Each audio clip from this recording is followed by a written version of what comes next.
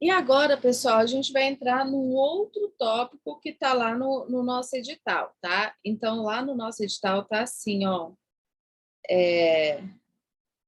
estrutura macroscópica e estrutura microscópica do sistema nervoso central e periférico, tá?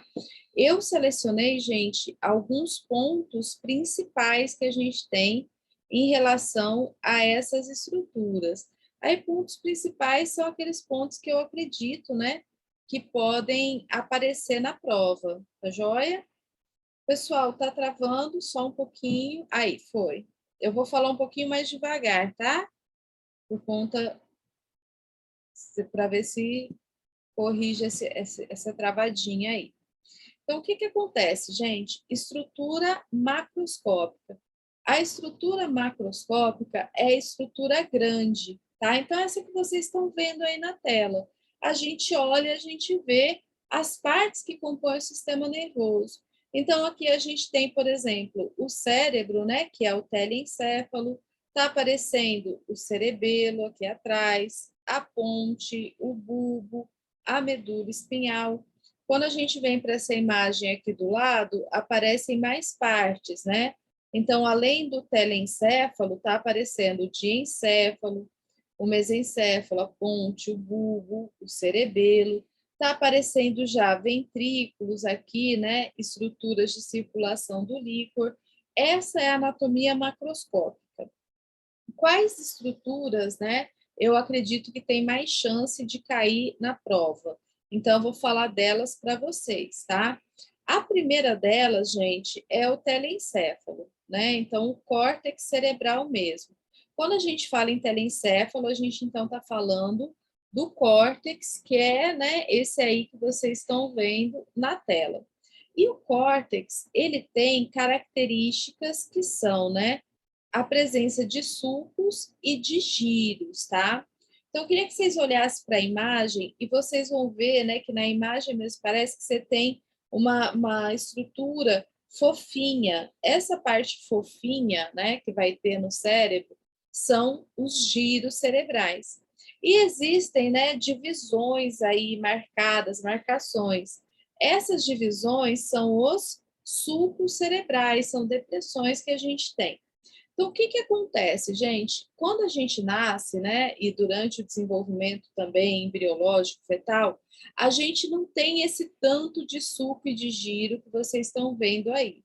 À medida que a gente vai aprimorando o nosso cérebro, a gente vai aprendendo, a gente vai se desenvolvendo, a gente vai deixando esses sucos mais robustos, tá? Então, o que vai acontecendo? Gente, vão nascendo novos neurônios, né, durante o desenvolvimento embrionário, durante o primeiro ano de vida, principalmente. As conexões entre os neurônios vão ficando mais fortes, né? Então, as sinapses, as comunicações, e o nosso cérebro ele vai ficando com mais giros.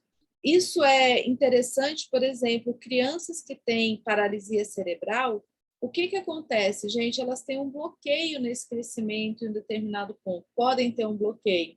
E com isso, o cérebro delas tem menos giros.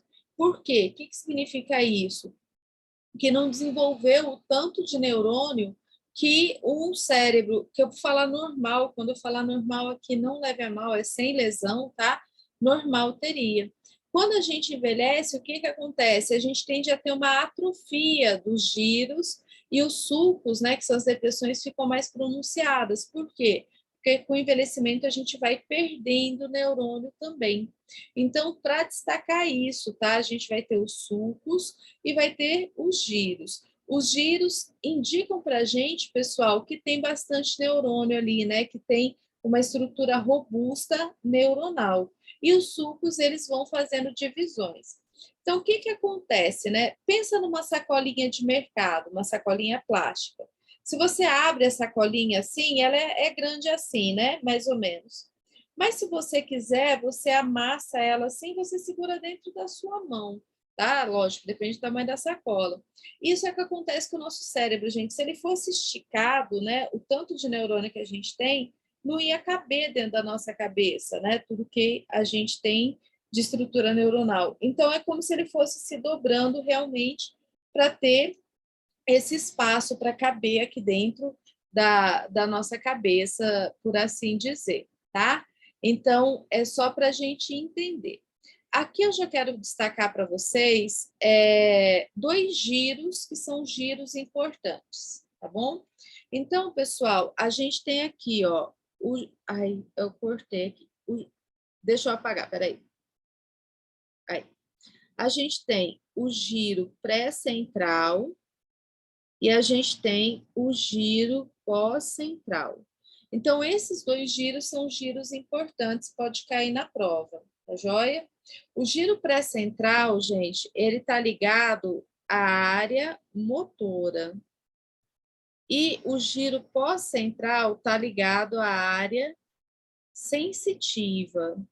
A gente vai falar bastante disso, mas já guardem isso. São dois giros importantes, né? Eu acredito que se for cair na prova, vai cair um desses dois, tá joia? E aí, pessoal, tem dois sulcos que eu destaco também. Ó, o sulco central, ou de Rolando, que está aqui, que justamente faz o quê, gente? O sulco central, ele divide o giro, né? Então, o sulco central está aqui, na frente dele está o giro pré-central, atrás dele está o giro pós-central. E esse sulco central também, gente, ele vai dividir o hemisfério, né, frontal o lobo frontal do lobo parietal, tá joia? Então, frontal do parietal. O outro sulco é esse grandão aqui que vocês estão vendo, ó, que é o sulco, cadê o nomezinho dele aparecendo? Ai, meu Deus, desculpem. O sulco lateral ou de Silvius, tá?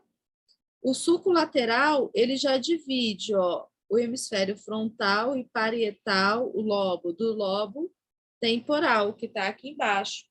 Então, eu acho importante vocês guardarem essas estruturas. Não dá para a gente guardar 100%, estudar detalhadamente, gente, mas aquilo que for mais importante, eu vou chamando a atenção para vocês, tá? A atenção de vocês. Então, pessoal, ele é, né, tão importante, vou só colocar aqui para destaque, que eu tenho aqui na frente uma figura que eu destaco mais, para quem, se alguém não conseguiu, né, enxergar. Então, aqui, ó, essa rachadura que seria o sulco central, aqui na frente o pré-central e aqui atrás o pós-central, tá joia? Mas eu já volto aqui nessa figura. Agora a gente vai falar um pouquinho de cada lobo. E o primeiro lobo que a gente está vendo aqui, né, o primeiro destaque, é o lobo frontal. Então, o lobo frontal, gente, ele é um lobo importante para a gente, ele está ligado, né? O giro pré-central está aqui no lobo frontal, certo? Que a gente falou. Ele está ligado com a função motora. Então, ó, o destaque do lobo frontal é a função motora, tá? Anotem aí, por favor. Além da função motora, gente, essa parte mais anterior aqui do lobo frontal, que ela também pode ser chamada de lobo pré-frontal, deixa eu escrever aqui, pré-frontal, é um destaque aqui para gente. Então, essa parte mais anterior aqui é o lobo pré-frontal. Por quê, gente? Porque essa é uma área de cognição importante, uma área de comportamento. Então, no lobo frontal também, a gente vai ter destaque para a questão de comportamento, tá? Ligado, então, a essa função, especialmente dessa região mais anterior. É comportamento, assim, gente, regra social, é você saber, né? A gente vai aprendendo isso, como a gente deve se portar, se comportar, né? Como a gente deve entender o mundo. E eu sempre falo, né, que essa parte aí é a parte do nosso cérebro que faz a gente ter o famoso peso na consciência. Todo mundo aqui já sentiu peso na consciência por alguma coisa, tá, gente? Então, o que faz a gente sentir peso na consciência é o lobo pré-frontal. E aí eu quero que vocês ativem muito seu lobo pré-frontal para que vocês estudem, né? E daí, se vocês não estudarem, vocês vão ficar com peso na consciência, e eu vou falar isso bastante para vocês, tá? Então, o lobo frontal e essa região, né, pré-frontal, tem esse destaque. Além disso, gente, tem mais uma coisinha que eu quero destacar aqui, que é uma região que fica mais ou menos nesse ponto aqui que eu estou pintando, tá? Que eu também queria que vocês anotassem como destaque do lobo frontal, que é a área de Broca. Então, a área de Broca é uma área importante do nosso córtex, que é uma região de fala, né? Que está relacionada, então, à fala, à expressão, né? A emissão de palavras, tá joia? E essa área, a área de Broca, também fica no lobo frontal. Então, anotem aí, por favor, esses destaques que a gente tem em relação ao lobo frontal. Eu não vou detalhar tudo, gente, dos lobos, tá? Eu vou mandar um material extra para vocês que tem de neuroanatomia para vocês lerem, se tiverem tempo, eu acho interessante, que detalhe um pouquinho mais, mas eu vou passar aqui para vocês o destaque por conta, né, da nossa característica aqui, que é o nosso tempo para estudar, tá? Bem, a figura que eu destaquei, então vou chamar atenção para o córtex motor primário, que é essa área vermelha aqui, ó. Então, ele é conhecido como córtex motor primário, tá? Se vocês já quiserem anotar aí também, é a famosa área 4 de Brodmann, tá? Na anatomia microscópica, a gente vai falar mais das áreas de Brodmann, mas a área 4 de Brodmann. E por que que essa região é uma região importante, gente? Porque ela está ligada ao controle motor. Então, ela está ligada ao controle motor, ao controle do movimento. Então, ela é uma área importante, tá? Aqui nessa área, a gente tem um monte de neurônio grande, tá joia? Vários neurônios grandes, assim, corpos de neurônio. E é nessa área aqui, gente, que nasce, vamos falar assim, né? Que inicia o famoso motoneurônio superior. A gente tem outras estruturas mais para frente que a gente vai falar, né, que influenciam no movimento também, mas o que a gente entende como motoneurônio superior, tá? O primeiro neurônio da via motora, lembra que eu falei para vocês? Aquele que dá o comando, fecha a mão, aquele que vai ligar, né, que vai dar o comando aqui, ele surge, né, ele aparece, o corpo dele está localizado nessa área. Então, eu peço que vocês destaquem isso, se lembrem, ao longo do curso de outras aulas, a gente vai falar bastante ainda nisso, porque está ligado à lesão, a sintoma que o paciente tem e muito mais, tá? Então, esse é o nosso destaque em relação ao lobo frontal. Lobo temporal, gente, o lobo temporal, eu vou falar muito rapidamente dele, é o lobo onde a gente tem a parte toda de audição, tá? E aí, gente, nessa região, a gente pode, né? Algumas literaturas falam que sim, outras que não, a gente tem uma área do entendimento da palavra, mas eu vou deixar para colocar essa área com destaque no parietal, que essa área ela está na divisão do parietal com o temporal, que é a área de Wernicke, mas eu vou anotar aqui no parietal, tá? O meu destaque realmente para o lobo temporal é só anotar aí a audição, que a gente sempre tem que lembrar. No lobo parietal, então, a gente tem outras estruturas para destacar. Bem nessa região aqui, gente, que fica na divisão do temporal com parietal, já que a gente estava falando, vai ter a área de Wernicke. A área de Wernicke também é uma área importante ligada à fala, mas aí a compreensão da fala, tá? Então, lembra que a gente anotou lá no frontal a área de Broca? Aqui a gente anota a área de Wernicke, tá? Mas a gente continua tratando disso no momento apropriado, quando a gente falar dos distúrbios de fala. Bem, aqui também, pessoal, lembra que tem o sulco central, o giro pós-central? Então, no giro pós-central, a gente tem a área 321 de Brodmann. Também é uma área importante que a gente tem, tá? A área 321 de Brodmann, que é a área sensitiva primária. Então, no lobo parietal, além da área de Wernicke, o que destaca, gente? O controle da sensibilidade. E também no parietal, toda essa estrutura aqui, né, que está ali um pouquinho mais para trás, essa estrutura, ela também tem destaque como a área ligada a questões de localização espacial. Vou anotar aqui, ó, localização.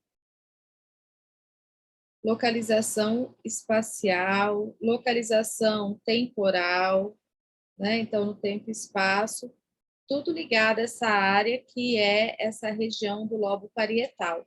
Então, eu gostaria muito que vocês anotassem esses destaques aí, que são coisas chaves, né? Pontos chaves que a gente deve saber a respeito do telencéfalo, tá? Do córtex cerebral.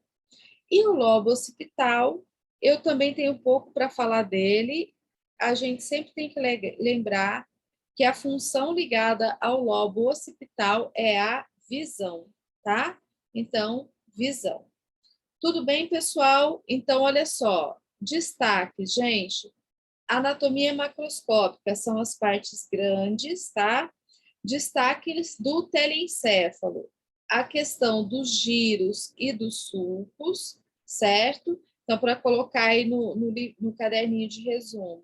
Com destaque para o giro pré-central e pós-central, ok? No lobo frontal, função motora, comportamento e área de Broca.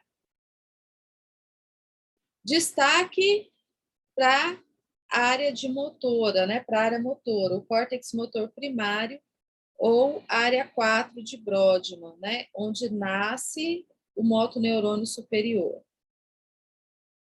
O lobo temporal, a audição. O lobo parietal, destaque, área de Wernicke, controle da sensibilidade, que vai ser a área 321 aqui de Brodmann, e localização espacial e temporal, tá? Então, coisas que a gente deve destacar, e lobo occipital, visão, tá joia? Então, para vocês colocarem aí nos destaques de vocês quando vocês forem estudar. Pessoal, olha só. Aqui em cima, então, nessa parte mais de fora, a gente tem o telencéfalo, né? Que é essa estrutura macro. Mais interno, como vocês podem ver nessa imagem aqui, ó, o telencéfalo é o córtex, né? Essa parte aqui, ó, que eu vou pintar já apago, tá? É o córtex que a gente acabou de falar dele. Aqui dentro, pessoal, aqui mais interno, ó, no meio, a gente tem o diencéfalo. O diencéfalo, ele é marcado, né? O que tem nele? As estruturas que levam o nome de tálamo, tá? Ou que tem sobrenome de tálamo. Então, o tálamo, propriamente dito, tá joia? Tá aqui no diencéfalo, é esse que parece que tem um olhinho. Esse é o tálamo. Aí a gente tem o hipotálamo, a gente tem o epitálamo, o subtálamo, tá bom? Então, a gente tem essas várias estruturas chamadas, né, ligadas com o diencéfalo, que é o tálamo. Para chamar atenção aqui, gente, a gente tem, por exemplo, ó, nessa região a glândula hipófise também, que está diretamente ligada ao hipotálamo, né? A hipófise é uma glândula importante que ela comanda todo o sistema endócrino do nosso corpo. Nessa região também, pessoal, aqui atrás, ó, tem a glândula pineal, que é uma glândula também importante que está ligada com o ciclo circadiano, então dormir e acordar, né, a produção de melatonina.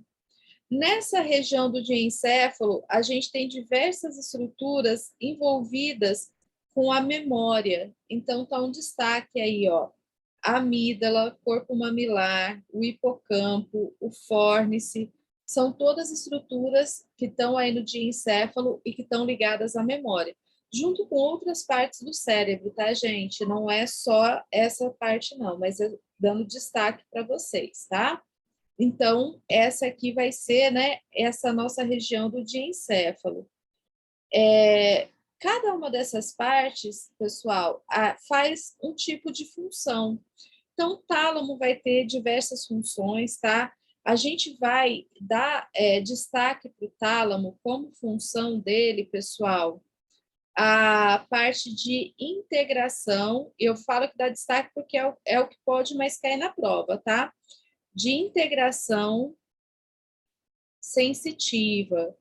Quando a gente falar das grandes vias, tá, que é uma parte da nossa matéria, as grandes vias aferentes e eferentes, a gente fala do tálamo mais como esse centro de integração sensitiva, tá joia?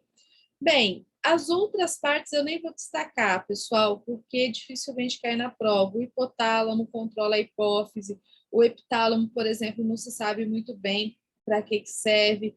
O núcleo subtalâmico, aí ele vai ter funções também. A parte de memória, a gente comenta quando a gente falar do Alzheimer, aqui é só para a gente enxergar como um todo. E nessa região também estão as estruturas do chamado sistema límbico, tá? Então, essas estruturas do sistema límbico.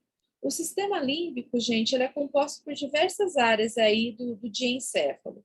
Então, também, ó, amígdala, corpo mamilar, hipotálamo, componentes do encéfalo formam o sistema límbico, corpo caloso, fórnix, epífise, o símbolo, o giro parahipocampal, o hipocampo. O sistema límbico é o nosso sistema de resposta primitiva, vamos dizer assim, né? Tudo que é primitivo, tudo que é passional, tudo que é aquelas reações exacerbadas que a gente tem, é comandada pelo sistema límbico. Todo mundo aqui já teve alguma reação passional, gente, tenho certeza. Aquela de raiva, muitas vezes eu lembro só de raiva, sabe? De raiva, de explosão, né? De você pegar e brigar com alguém, falar um monte de coisa, aí depois o seu lobo frontal entra em ação e você fala, meu Deus, o que que eu fiz, né? O sistema límbico, gente, ele é esse sistema de paixão, né? Das grandes paixões, dessas respostas exacerbadas, tá? Então, só para a gente ter essa ideia de como esse sistema ele se comporta. Também vale a leitura um pouquinho sobre o sistema límbico. Eu mando um material à parte para vocês. Eu acho dificilmente eu acho que cai na prova, mas para a gente conhecer um pouquinho mais, tá? Sempre lembrar, gente, a hora da explosão é o sistema límbico. A hora do peso na consciência que você para pensar, meu, o que eu fiz? É o córtex pré-frontal, tá? Que está ligado a essa questão do comportamento, tá joia? E tudo isso está localizado, então, nessa região que a gente chama de encéfalo. Nessa região também, pessoal, quero destacar uma outra estrutura, que é o corpo caloso. Então, vocês estão vendo essa estrutura azulzinha aí que está em destaque? Esse é o corpo caloso. O corpo caloso também está aparecendo nessa outra imagem aqui, ó. É formado por uma série de fibras de projeção de axônios que ligam o hemisfério direito com o hemisfério esquerdo. Então, que comunica os dois hemisférios cerebrais. E isso é importante, por exemplo, como eu estou aqui, né? Eu estou mexendo uma mão e a outra ao mesmo tempo, às vezes eu estou falando e faço aqui, faço aqui. Então, esses movimentos coordenados, eles acontecem porque a gente tem essa comunicação que é do hemisfério direito com o hemisfério esquerdo, que é com o corpo caloso, tá? Então, o corpo caloso, essa estrutura são fibras de projeção, né, axônios, que comunicam um lado com o outro. Pessoas que têm lesão no corpo caloso vão ter uma série de dificuldades justamente de ativar os dois lados, né, de conseguir fazer movimento com os dois lados do corpo ao mesmo tempo, tá? Então, só para a gente entender, né, observar aqui essa parte também dessa anatomia macroscópica, tá? Então, o que vai acontecer, pessoal? Olha só, os destaques a gente já deu, né? Diencéfalo, qual que é o meu destaque? Meu destaque no diencéfalo é o tálamo, tá? Com a integração sensitiva. Então, se há alguma coisa para você colocar no seu caderninho de resumo, tálamo, ok? Aí, pessoal, outro destaque aqui desse momento que a gente falou é o corpo caloso. A gente tem que entender, né, que existe essa comunicação do hemisfério esquerdo com o hemisfério direito. Eu daria esse destaque também, é algo que pode cair na prova, tá? E agora eu preciso muito que vocês respirem fundo, se encham de inspiração, porque a gente precisa falar do cerebelo, tá? O cerebelo é uma estrutura muito, muito, muito importante, gente. O cerebelo é assim, ó, tudo que eu falar aqui, tudo, 100% do que eu falar do cerebelo é importante estar no caderninho de resumo, tá? Eu tenho um feeling muito grande que vai cair questão de cerebelo nessa prova, tá joia? Então, aqui nessa parte do cerebelo, eu até já falei do macro e do micro, tá? Então, vamos lá. Gente, o cerebelo, ele é um órgão primariamente motor e involuntário. O que quer dizer isso? Ele ajuda no controle do movimento e as coisas que o cerebelo faz a gente não toma consciência, é involuntário, tá? Ele age sozinho. A gente estuda muito, gente, que o cerebelo cuida de duas coisas, que cuida da coordenação e que cuida do equilíbrio. E é verdade isso, né? Então, a função do cerebelo é controlar a coordenação e equilíbrio. Mas também, gente, o cerebelo, olha o que mais que ele faz, regula e controla o tônus muscular, tá? Cuida, então, da coordenação, especialmente da motricidade voluntária fina, mas da motricidade grossa também, como, por exemplo, andar, é um ato motor que chama de motricidade grossa, tá? Faz controle da postura e da marcha e controla o equilíbrio. Então, é bem importante guardar e enxergar o cerebelo como algo mais do que apenas coordenação e equilíbrio, que é o que a gente sempre estuda. Eu gosto muito dessa imagem, apesar dela ser bem antiga, né? Ela mostra aqui a posição do cerebelo, então está na fossa posterior, né? Nessa região de trás, embaixo do lobo occipital, na frente do, desculpa, atrás do tronco encefálico, né? Na frente dele está o tronco encefálico. Aqui ele tem relação, né, com o quarto ventrículo, já com a parte mais de circulação do líquor.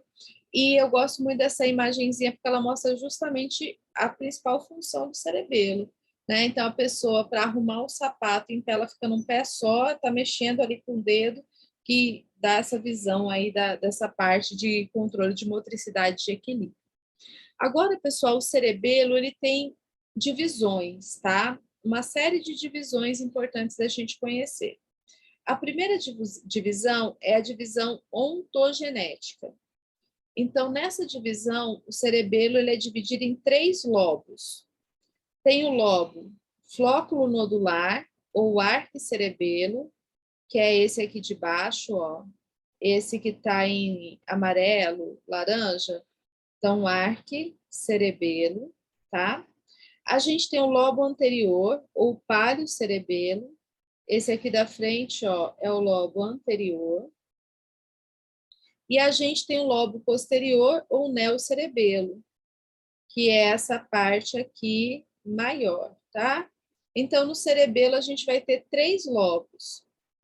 O arquicerebelo, ou lobo flóculo nodular, o palio-cerebelo, ou lobo anterior, e o neocerebelo, ou lobo posterior, tá? Bem, o que a gente tem que entender desses lobos? O arquicerebelo, gente, também conhecido como cerebelo vestibular. Por quê? Porque ele faz conexão com o sistema vestibular. E por conta disso, ele ajuda, a principal função dele é a manutenção do equilíbrio, tá? Então, por que isso é importante, né? Porque uma lesão nessa região, no arquicerebelo, vai causar como prejuízo principal para o paciente, como sintoma principal, o quê? A perda do equilíbrio. O palio-cerebelo, né, que era o cerebelo anterior, ele também é conhecido, o lobo anterior é conhecido como cerebelo espinhal.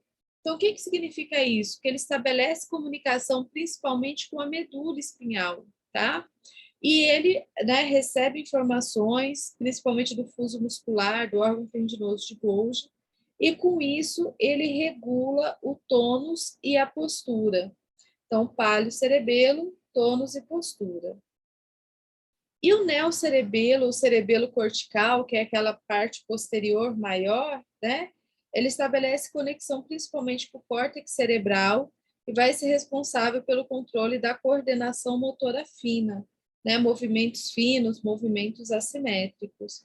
Então, gente, é interessante aqui, né? Depois, na hora de estudar, vocês estabelecerem essas relações. Então, ó, o arco cerebelo está principalmente ligado com quem? Com o sistema vestibular e com o controle do equilíbrio. O palio cerebelo ligado com quem? Com a medula espinhal e, consequentemente, com o controle do quê? Do tônus e da postura.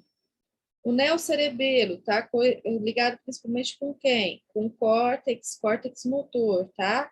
E é responsável, então, ajuda principalmente a coordenação. Aí você fala, é só isso? Não, gente, o cerebelo tem mais informações que a gente precisa guardar, tá? Então, mais informações importantes.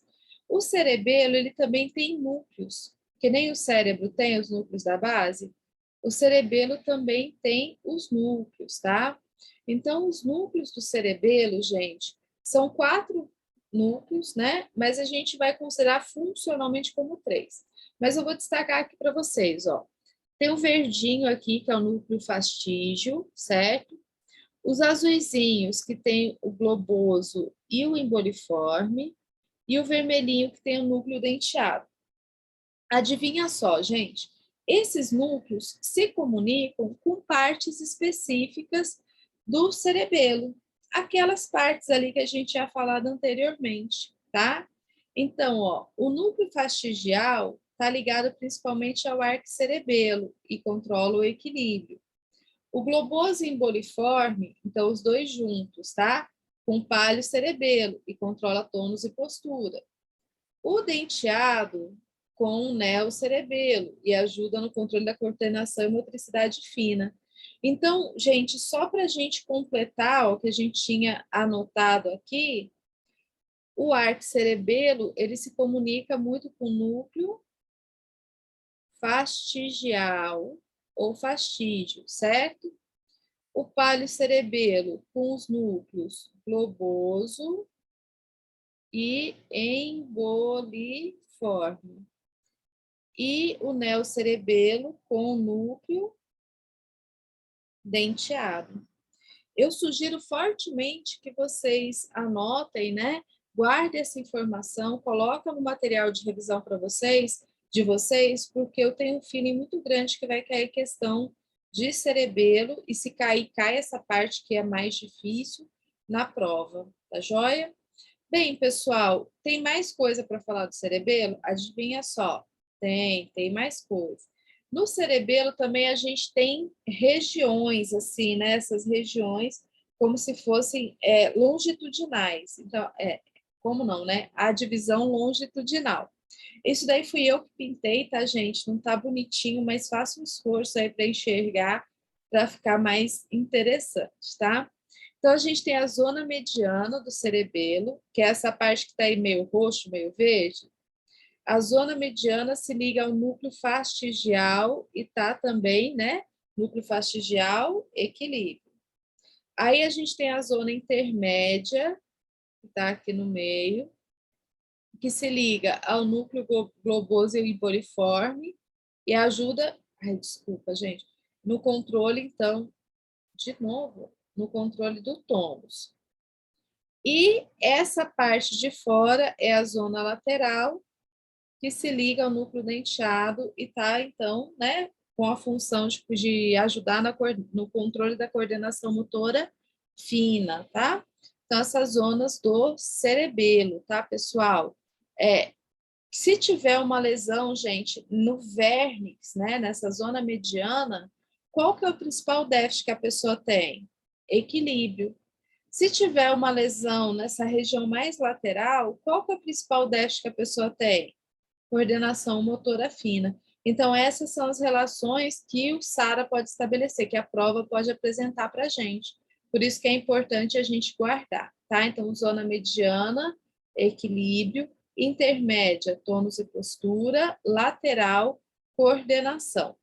Tranquilo? Tranquilo não, né? Mas estamos indo. E no cerebelo também temos homúnculo.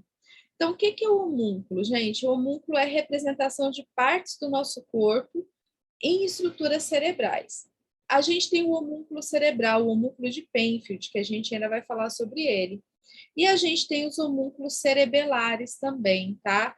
Então, tá vendo esses borrões azul e verde que tem aí? Faz de conta que isso é um corpinho, tá? Fui eu que fiz também, tá, pessoal? Então, a gente tem um corpinho azul que tá de ponta cabeça, né? Aqui é a cabeça, tá, gente? É o braço e perna, tá? É bom que a gente se diverte um pouco, né? Minha mãe falou que estava lindo esse desenho. Essa partezinha azul, gente, é o homúnculo do pálio cerebelo. Então, lesões, né, mais centrais atingem o tronco, lesões mais laterais atingem os membros. O verde é um corpinho de cabeça para cima, tá? Então, o homúnculo do neocerebelo. Lembrando, né, pessoal, que o palio cerebelo aqui, ó, palio cerebelo é aquele ligado ao tônus e postura e o neocerebelo à coordenação. E nessa parte rosa central tem regiões ligadas à coordenação no controle de área visual e auditiva, também no cerebelo. E aqui, então, só essa questão, né, das lesões. Então, lesões laterais no hemisfério cerebelar causam principalmente alterações no membro. Ó, aqui, ó, na lateral, os bracinhos e as perninhas. Lesões medianas, alterações motoras que impedem a postura ereta. Então, a pessoa não consegue manter a postura, perde todo o equilíbrio, tanto sentado quanto em pé. Beleza? Então, gente, esse é o cerebelo, e como eu disse para vocês, tudo que eu falei aqui agora do cerebelo, eu destacaria, eu colocaria no meu caderno de resumo, no meu livrinho. Eu acho importante para revisar depois, sabe? De verdade. Núcleos da base. Nos núcleos da base, gente, eu não vou falar muita coisa nesse momento. A gente estuda uma doença que atinge os núcleos da base. Na verdade, tem duas doenças importantes para a prova do SARA que atingem os núcleos da base: o Parkinson e a paralisia cerebral. E quando a gente falar de Parkinson e de paralisia cerebral, a gente vai voltar a falar dos núcleos da base. Então, nesse momento, eu só vou mostrar eles para vocês, tá? Então, os principais núcleos da base que a gente tem, aqui ficou bem em cima, mas vamos lá, gente. É o núcleo caudado, o putamen e o globo pálido, tá? Então, deixa eu voltar aqui que tá mais fácil de escrever. Caudado, putamen e globo pálido.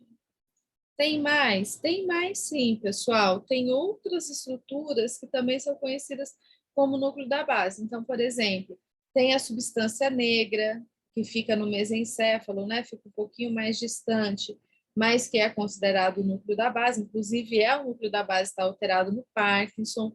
Mas a gente vai falar mais de núcleo da base em outro momento. Eles estão localizados, né? Então, nessa região que vocês estão vendo aqui, que seria a base do cérebro, né? Do encéfalo. E aí, pessoal, eles vão ter funções especiais na motricidade também, no controle motor, tá? Então, eles atuam para facilitar ou para inibir movimentos. E se tiver lesão aí, o paciente justamente ou vai ter dificuldade para começar ou para terminar um determinado movimento, tá joia? Então, para chamar a atenção de vocês, nesse momento, a gente só vai destacar isso, tá? Em relação aos núcleos da base. Os três principais que estão ali no conjunto: caudado, putamen e globo pálido, beleza? E aí também, pessoal, como destaque aqui, né, outra estrutura que a gente tem, falando da estrutura macroscópica, é o tronco encefálico. No tronco encefálico, nós temos três porções: o mesencéfalo, que é mais de cima, a ponte e o bulbo, aqui está em espanhol, né? mas dá só para a gente enxergar a separação mesencéfalo, ponte e bulbo. Aqui tem algumas coisinhas a mais para a gente destacar, tá? Então, o tronco encefálico, ele, né? Ah, que essa figura tá bem bonitinha, ó. Esse aqui é o tronco encefálico, certo? Ele conecta a medula ao restante do encéfalo, porque a medula está aqui embaixo, né? E aqui em cima, ó, diencéfalo e telencéfalo, tá? Ele é composto pelo bulbo, pela ponte, pelo mesencéfalo. No tronco encefálico, a gente tem um monte de função, tá? Eu vou detalhar daqui a pouco um pouquinho mais para vocês. Mas tem função metabólica, controle cardiorrespiratório, reflexos, né? Tem uma série de informações que são integradas ali. É ali que surgem os nervos cranianos, então é uma estrutura muito importante. E nos núcleos da base, desculpa, no tronco encefálico, a gente tem a formação reticular. A formação reticular, gente, é uma estrutura que vale a pena também destacar, que tem neurônios assim distribuídos ao longo de todo o tronco encefálico, tá? E ele recebe e integra todas as informações vindas do sistema nervoso central. Então, tudo passa pela formação reticular. Então, ela é uma estrutura bem importante. E no momento, né, mais adequado, a gente vai falar mais sobre ela. Eu falo mais adequado no contexto das doenças e das lesões propriamente dita. Por enquanto, só a gente saber, né, que existe essa estrutura chamada formação reticular, tá? Bem, funções do tronco encefálico.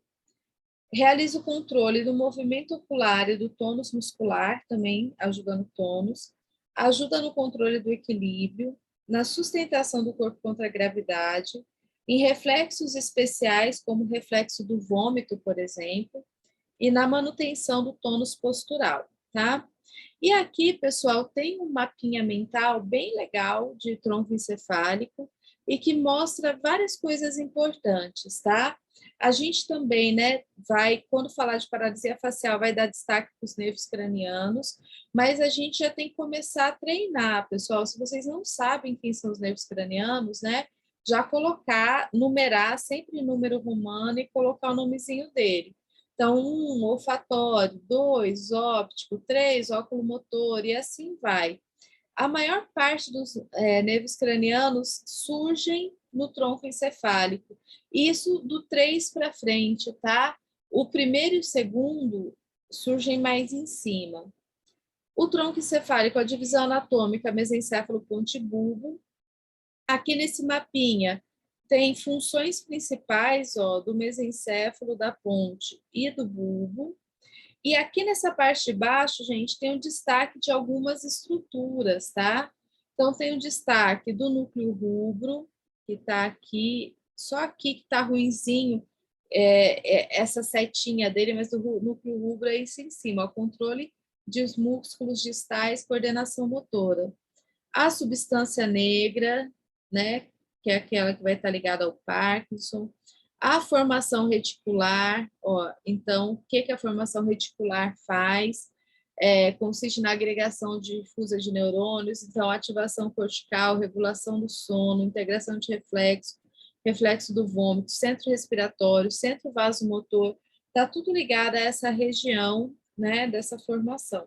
Então, chamando a atenção para vocês, né, depois também vou pedir para vocês com calma, deem uma lida direitinho, e eu acho interessante estudar esse mapa mental, né? Ter ele ali, talvez descrever ele melhor no resumo de vocês, para lembrar dessas estruturas do tronco encefálico, tá? Estruturas importantes. E para a gente, chegando já para o final dessa parte macroscópica, a gente tem a medula, né? Que faz parte do sistema nervoso central. Então, na figura aqui, na imagem, está aparecendo a medula. A medula, então, ela ocupa, né, o canal vertebral aqui, né, dentro das vértebras. A medula começa, gente, logo depois do bulbo. Então, né, o bulbo está em cima, logo depois começa a medula, bem na divisão aqui do osso occipital, com a vértebra C1. E a medula termina aqui, ó, entre os segmentos L1 e L2, desculpa, entre as vértebras L1 e L2. Estou começando a enrolar a língua. Então, aqui em cima está o bulbo, é onde ela inicia, e ela termina aqui entre L1 e L2, as vértebras L1 e L2. Informação importante, hein, gente? Informação extremamente importante, tá? Guarda aí, anota aí que isso daí é importante. Então, o que que acontece, gente? A nossa parte óssea cresce mais e a nossa parte nervosa cresce menos. A nossa parte óssea, ela vai até aqui o sacro, né? Que é vértebra também. E a parte de sistema nervoso central, da medula, termina aqui entre as vértebras L1 e L2, tá? O que que acontece aqui, gente? Eu vou ter que adiantar um pouquinho, né? Dar um passo para frente para depois voltar um passo para trás, tá? Revestindo a medula, a gente tem meninge, não tem? Aqui, ó. Tá vendo nesse desenho aqui, toda essa estrutura preta aqui, ó? Tudo isso aqui, gente, é meninge, tá? É a dura mater que tá aqui, uma das meninges. Então, a medula, ela termina aqui no nível das vértebras L1 e L2. Dá um pouquinho assim para cima do nosso umbigo, tá joia? Termina a medula. Se a gente for pensar, né, anatomicamente. E aqui embaixo, gente, aqui embaixo ainda saem raízes nervosas que depois vai lá para o forame vertebral, né, por onde ela tem que passar. Essa estrutura que está aqui para baixo, depois termina a medula, chama cauda equina, tá? Então, ó, se vocês olharem nessa figura menor, vocês vão ver que o finalzinho da medula chama cone medular, que é onde ela se afina, e depois a gente tem a cauda equina. A cauda equina são essas raízes nervosas, dá para ver aqui também, ó, destacar aqui, que ainda estão ocupando esse espaço no saco dural, tá? Que estão ocupando esse espaço ali dentro da dura mater até essa raiz sair para fora. Gente, a raiz é o nervo, tá? A gente já vai falar um pouquinho mais, mas a raiz é o nervo. O nervo sai da medula. Então, existe essa ligação do sistema nervoso central com o periférico. Aqui vocês estão vendo, ó, esses raminhos que estão saindo aqui, ó, são os raminhos que vão formar os nervos, tá? São as raízes nervosas. Então, essa é a ligação que a gente tem do sistema nervoso central com o sistema nervoso periférico. Mas vamos lá, Mara, o que que você destaca aqui, gente? Então, medula, tá? Destaque importante. Limite superior, que é o bulbo, limite inferior, as vértebras L1 e L2. Cauda equina, cone medular, melhor dizendo, e cauda equina. Cone medular é onde ele vai terminando, e a cauda equina são essas raízes que continuam até sair tudo aqui, tá? Antes da região do sacro, aqui na região do sacro. Então, acaba saindo tudo. Isso, por enquanto, é que eu destaco aqui nessa imagem da medula. E a gente entender, pessoal, o seguinte, né? Aqui já mostrando a figura como se fosse microscópica, tá? Da medula vai sair um raminho, outro raminho, que vai formar o nervo, tá? Então, essa ligação do sistema nervoso central com o sistema nervoso periférico. Então, da medula vai sair os raminhos que vão, então, formar o nervo, né? Que vai juntar ali depois para formar o nervo, que daí sim vai ser, né? Sistema nervoso periférico, tá? Gente, e qual que vai ser, então, né, a grande função da medula? Na medula, a gente vai ter vias aferentes, ó, vocês já sabem o que que é isso, e vias eferentes, né? Então, a gente vai ter, gente, um conjunto, um blocão de neurônio, né, de axônios, que sobem e tem blocos de axônios que descem, vias aferentes e vias eferentes.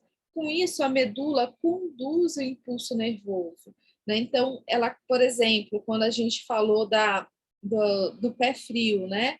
A sensação é captada aqui no pé, no caso, e aí é levado pela medula, e essa sensação percorre toda a medula por esses caminhos. Então, por isso que ela conduz o impulso nervoso até chegar no cérebro, né? Até fazendo suas conexões todas até chegar no cérebro. Na medula, pessoal, a gente também pode ter um encontro do neurônio aferente com o neurônio eferente. Quando a gente pensa no reflexo, então, quando a gente pega lá o martelinho, né? Que a gente bate no tendão, e aí tem um movimento, bati, tem um movimento. Então, esse encontro do neurônio aferente com o neurônio eferente. E a medula é um centro, então, né, que faz essa integração de alguns reflexos do nosso corpo. Então, essas vão ser as principais funções, né? Fazer esse caminho, essa ligação, fazer, né, essa integração dos reflexos também de uma parte e de outra, tá? Pessoal, deixa eu parar aqui um pouquinho.